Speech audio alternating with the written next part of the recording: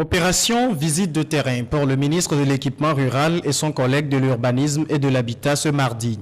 Bissoun Nabagou et Fiatou Sessenou ont quitté les bureaux climatisés pour le chaud soleil. Une mini-tournée dans 4 localités, Alinka, Vakwosito, Lankouvi et Adakpame. Ces 4 localités font partie des 15 dans lesquelles de mini-systèmes autonomes d'eau potable sont en cours de réalisation. Ceci dans le cadre de la composante A3 du projet d'urgence de réhabilitation des infrastructures et des services électriques PURIS. Cette composante se décline en 2 phases. La première étant achevée, les 2 ministres concernés sont donc venus en faire le constat avant le lancement de la phase 2. La première phase de cette composante vient d'être achevée. Donc les techniciens qui ont foré dans les 15 cantons ont terminé le travail et ils nous ont produit un rapport écrit. Alors le gouvernement estime qu'il doit faire un déplacement lui-même pour constater de visu s'il y a une adéquation, une harmonie entre le rapport qui est fait et les réalités sur le terrain. À la phase 1, les études initiales livrées en 2012 prévoyaient des forages avec des débits de pompage de 5 mètres cubes heure. Mais une fois sur le terrain, ces prévisions ont été largement dépassées. Les débits obtenus atteignent par endroits 30 voire 60 mètres cubes heure. Tous les 15 sites ont donné des débits assez élevés.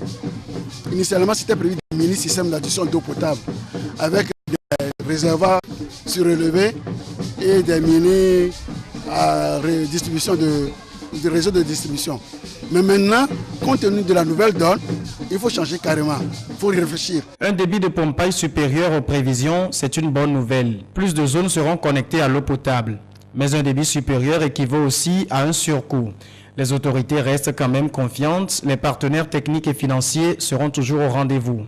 Ils sont toujours prêts à nous accompagner. Aujourd'hui, c'est un projet financé par la Banque mondiale. Donc c'est pour dire que davantage et de plus en plus, avec le climat qui règne, la paix et la politique que mène le chef de l'État, nos investisseurs reviennent, ils sont même revenus et nous allons encore faire davantage. Donc soyez-en rassurés, nos partenaires sont toujours prêts et nous accompagnerons toujours. Du côté des populations, l'inquiétude principale reste le délai.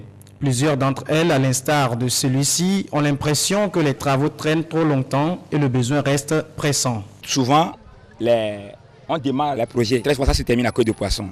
Mais nous voulons que ce projet-là soit réalisé en bonne et due forme. C'est une occasion pour nous de bénéficier de cette opportunité pour pouvoir avoir une eau potable. Sur cette question, les 2 ministres sont catégoriques. Les délais seront tenus.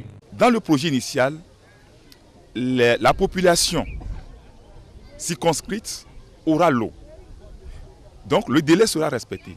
Maintenant, après cela, il faut que l'État cherche des moyens pour connecter au réseau qui sera installé dans le cadre de ce projet pour desservir d'autres quartiers qui n'étaient pas prévus avant. Donc il n'y aura pas d'impact sur le délai. Le délai sera respecté.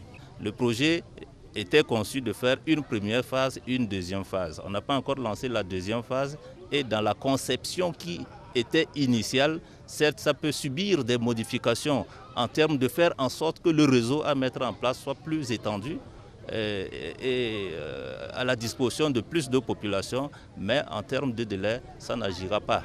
Après le terrain, les 2 ministres et l'équipe technique d'Agitur Togo qui est en charge de l'exécution de la sous-composante A3 du PURIS se retrouvent en réunion fermée pour décider des modalités du démarrage de la phase 2. L'exécution de cette composante est primordiale pour le gouvernement puisqu'elle va améliorer l'accès à l'eau potable dans les zones mal ou pas du tout desservies par la Togolaise des eaux.